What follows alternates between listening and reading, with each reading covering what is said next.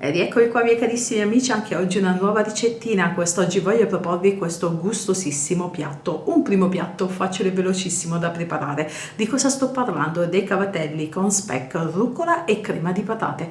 Ragazzi, è la fine del mondo, consiglio di provarlo quanto prima, sono sicurissima lo rifarete mila volte. Non ci credete? Continuate a seguirmi. Ho messo sul fuoco una pentola con abbondante acqua salata, lascio cuocere i cavatelli. Nel frattempo taglio in modo grossolano la rucola ben lavata. In una larga padella metto un giro di olio extravergine d'oliva, aggiungo la cipolla tritata finemente, lo speck tagliato a listarelle e la rucola, lascio rosolare dolcemente.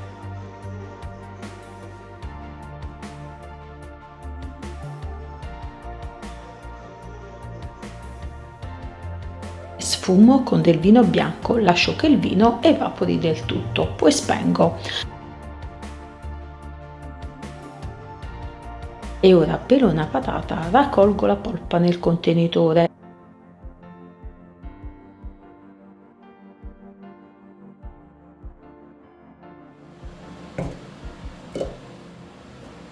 Aggiungo alcuni mestoli di acqua di cottura della pasta, frullo il tutto con il frullatore ad immersione fino ad ottenere una crema liscia e vellutata.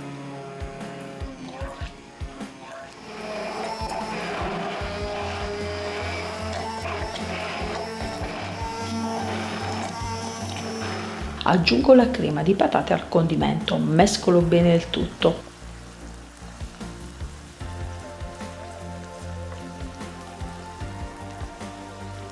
Ora che i cavatelli sono leggermente al dente, scolo e verso nella padella, mescolo il tutto, se necessario aggiungo dell'altra acqua di cottura, un pochino.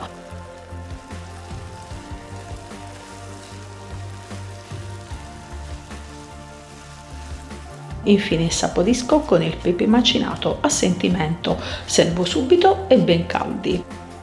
Ed ecco a voi miei carissimi amici cavatelli con crema di patate, speck e rucola, un primo piatto sostanzioso, cremoso e avvolgente.